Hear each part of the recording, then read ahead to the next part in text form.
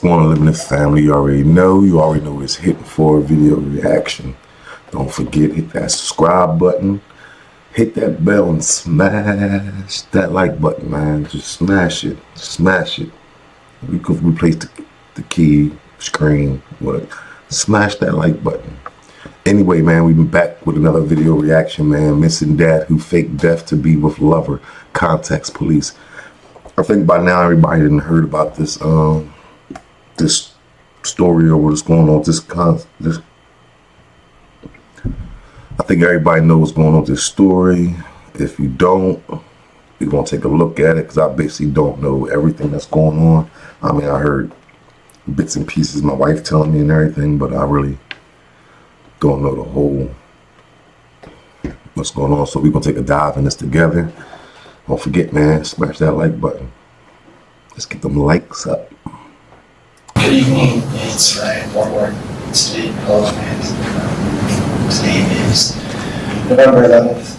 It's approximately 10 a.m.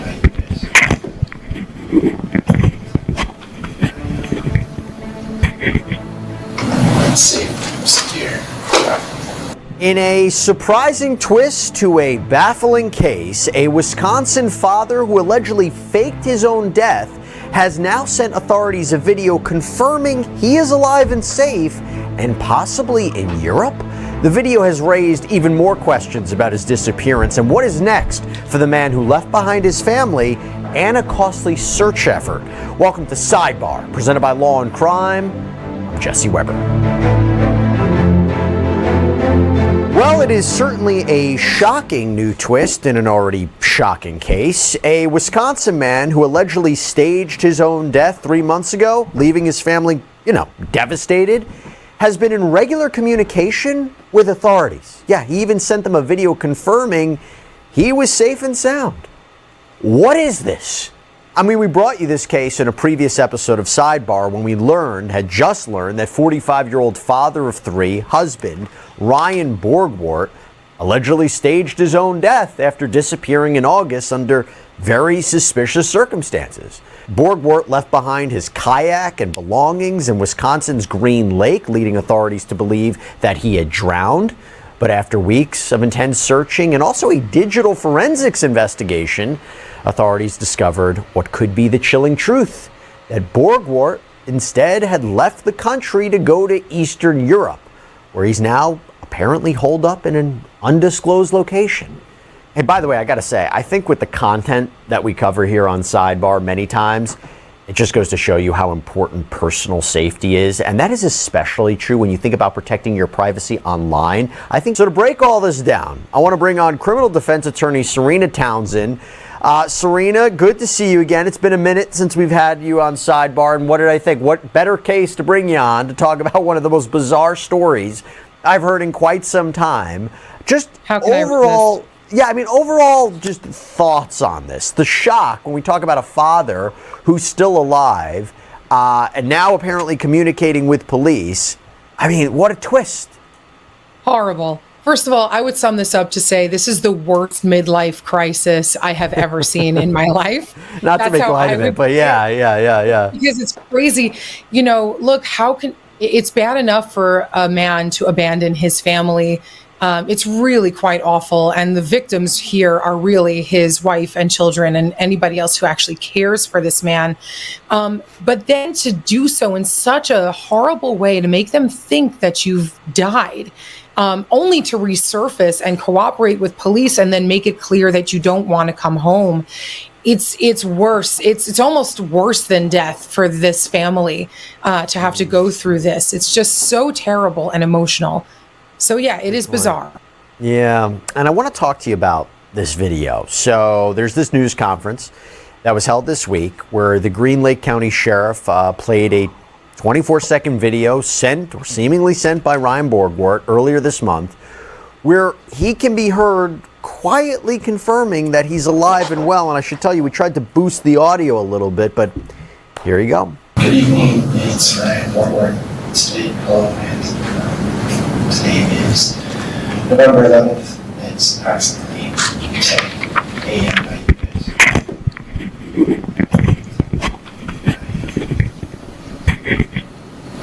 unsafe, severe.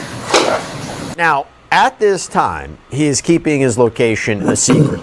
As for why he sent this video to police, that has to do with the forensic investigation that police conducted on a laptop that they received from Borgwart's wife. Last time we brought you this story, we mentioned that he'd apparently been in contact with some woman in Uzbekistan. Well, authorities, they dug into communications on that laptop and they made contact with this Russian-speaking woman who put them in touch with Ryan Borgwart. Don't know for sure if that is the same woman in question that he had been talking to, but police then asked him questions to confirm it was really him, and then they asked him for a video. So that's what they got. Now, Serena, let me bring you in on this, because if he wanted to disappear, again, why would he be communicating with police? It's really strange. I don't know why he would. And in fact, I would have advised him not to, because he might be facing, which we'll talk about later, I'm sure, some criminal charges. And as a criminal defense attorney, you know, my first thing that I tell clients or potential clients is do not speak with police, especially if you could be a suspect in a crime. So I don't know why he would ever do that. I think obviously the police have a good reason to want to speak to him, to check for signs of life, to check to see if he's there voluntarily, or is this a mission where they have to, you know, extract him from a location because he was kidnapped or he's in danger? Yeah. Very strange. Because you also imagine if you really wanted to pick up and start a new life, why seemingly fake your death? If the goal is, hey, you know, listen, I don't want my family to think I'm dead, then why did you allegedly make it look like you're dead? Why didn't you just say, I'm leaving, I'm going to Eastern Europe, bye everybody? I don't get it. Like, you want to make, again, taking all the allegations as true, either you want to fake your death and make it look like you died, but now you're kind of reversing course after all the effort you made to make it look like you died. I'm confused. Yeah, I think this is a man in crisis. I think he made some really, really bad decisions that he thought were good decisions. And I think that after that high wore off, and maybe perhaps he saw that they were not stopping to try to track him down, he made some sort of statement that he thought they would search for him for 2 weeks and then give up. I think he might have started to feel like he was going to get caught anyway. They were going to find him anyway. In today's day and age, it's not like the 70s and the 80s. You can be so easily tracked. Your phone, your computer. So maybe he just realized the gig is up. I'm going to get caught. I might as well just come out. Can you tell where he is in this video? And let me couple that with this. Can you, not like you know where his location is. I mean, do you think they're going to be able to tell where he is just from that background? But also I'm wondering, did he specifically take that video in a different location from maybe where he's staying? Right. I mean, if he's really still trying to elude the police, he might have gone elsewhere. And it depends on what device he used to make that video. So if he used his own cell phone, they can get a warrant for that phone and conduct, it's called trap and trace warrant, and a pen register. And basically they can triangulate his location based on the signals of that cell phone and what towers it's pinging off of. So it depends on the device he uses, but it's not beyond the realm of possibility that they could track him via that device. Now, it's not just the fact that his location is a mystery. We also don't know if he plans to come home to be with his family. Our primary judicial concern has been that he safely gets back to U.S. soil.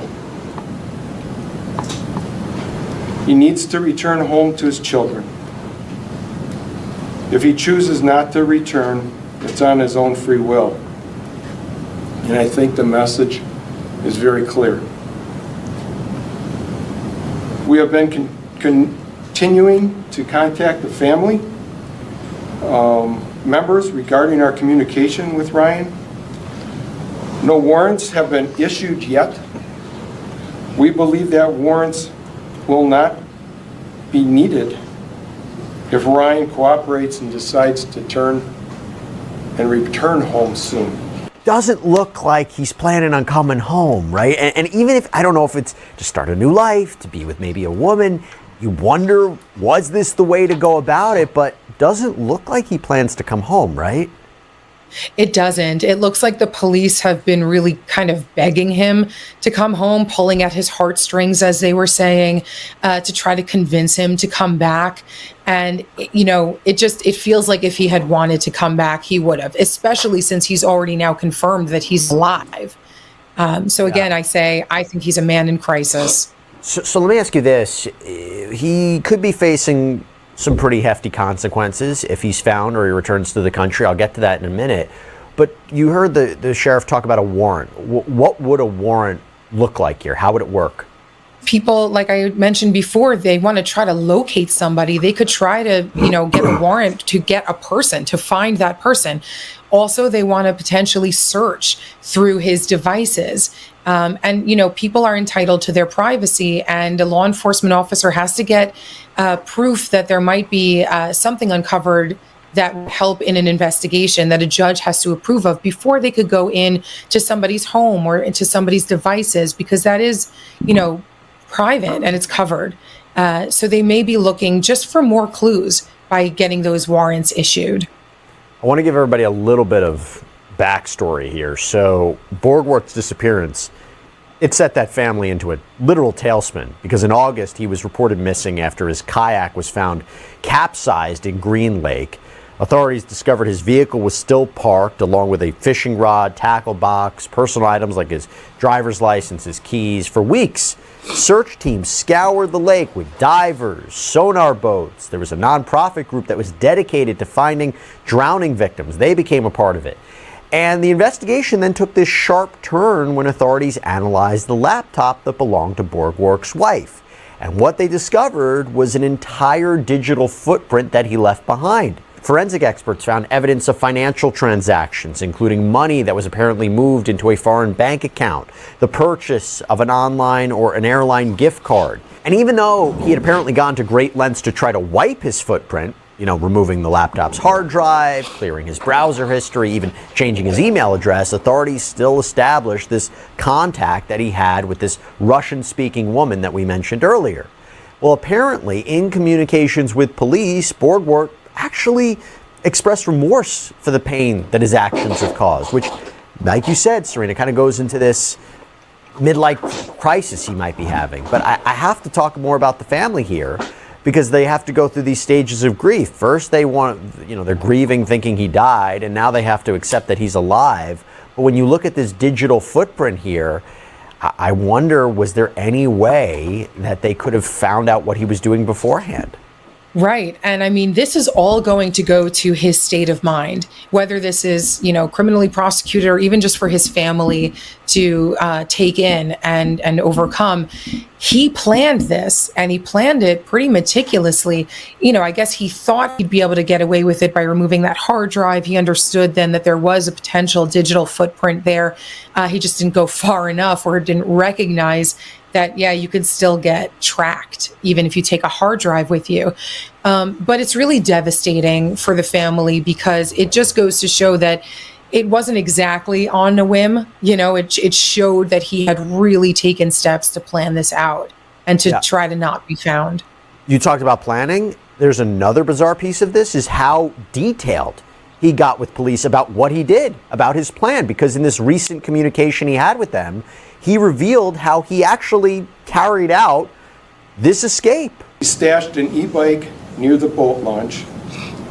He paddled his kayak in a child-sized floating boat out into the lake.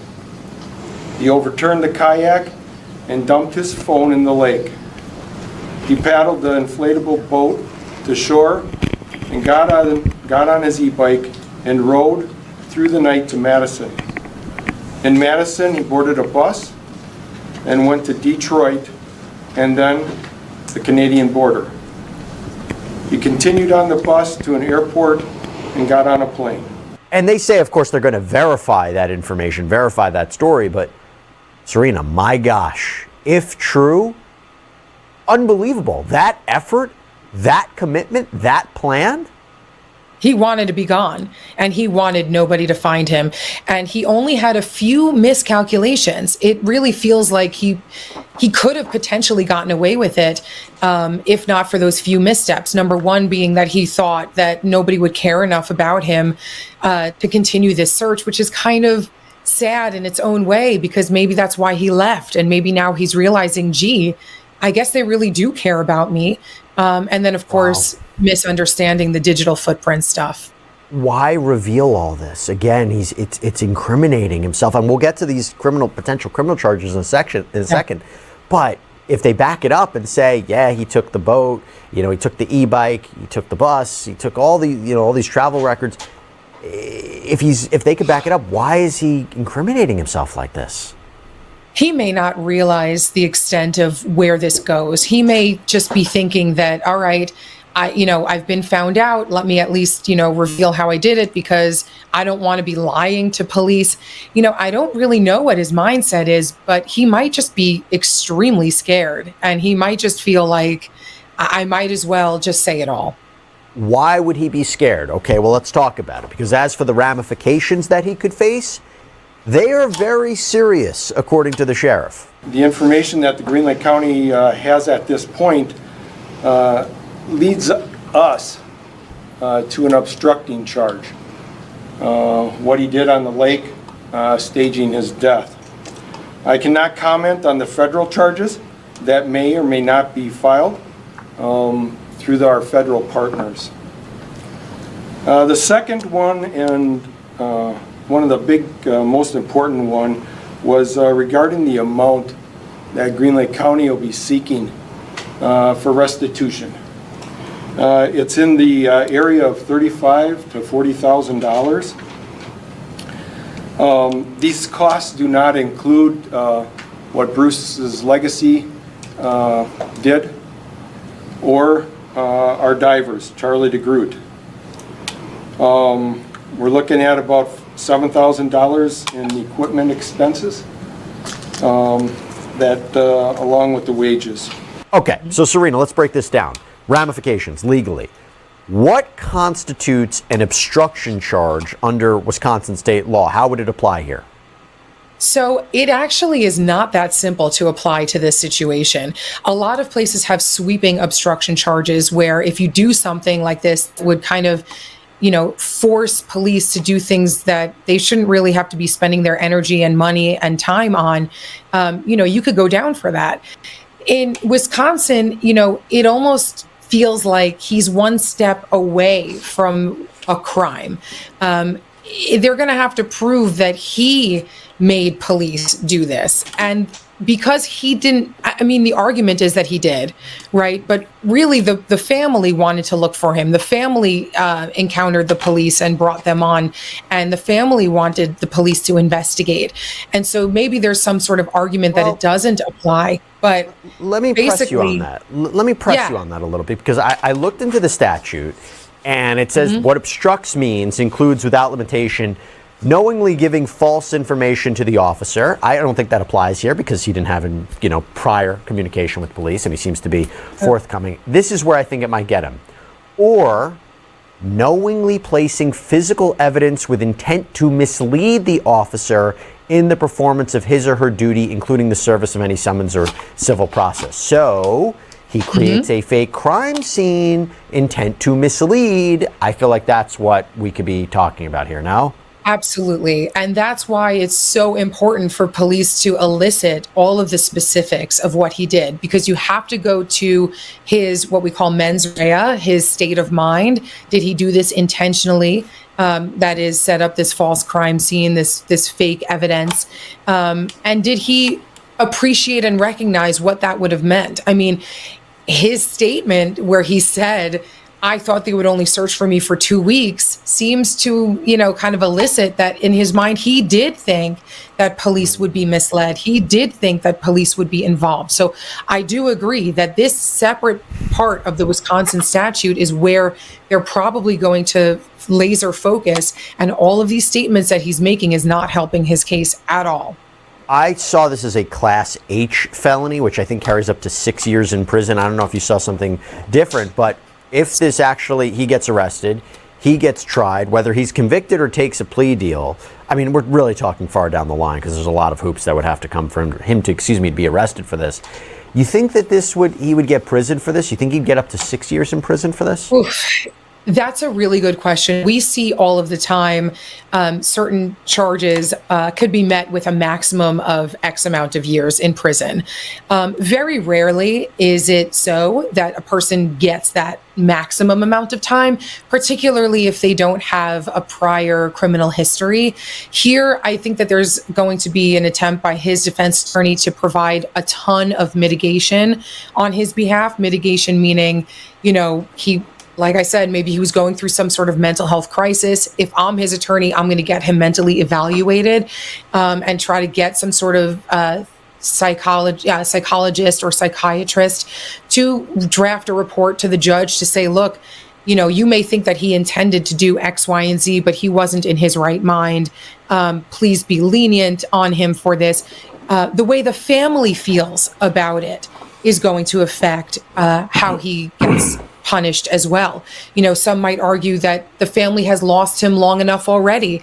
They want him home. Prison is not going to bring him home. So there are options there. I thought where it seems they might have a really strong case is the idea of restitution. Restitution to Green Lake County for the search efforts here. And this is something we've seen before in other cases of false reporting or fake crimes or staged attacks or staged crimes.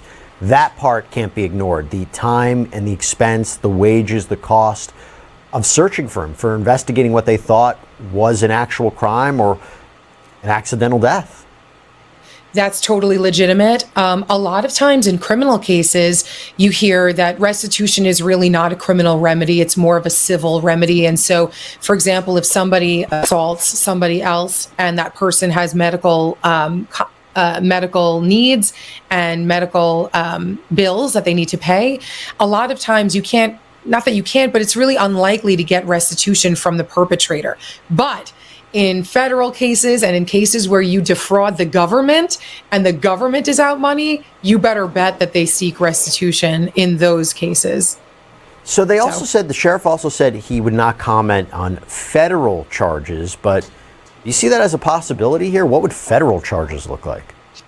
Yes, I do think there's a possibility for federal charges because we did learn through this investigation that he had taken out an insurance policy, a life insurance policy on himself for the benefit of his family. I think it was something in the area of $375,000. Check this out. I'm going to show you how I afforded this car. Okay, you ready? All right, $118,000. Yep. And that's a lot of money. And obviously he didn't die. And obviously he faked his death. And I believe that the insurance policy was taken close in time to his disappearance.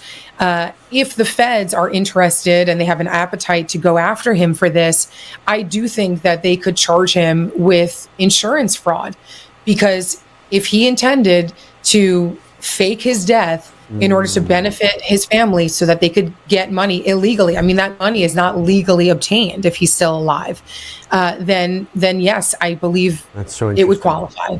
Because in other words, abandoning your family, if you didn't stage a crime, you didn't engage in insurance fraud, picking up, leaving, going to another country to start a new life without telling your family, that in and of itself is not a crime, right? It feels like it should be, but it's not.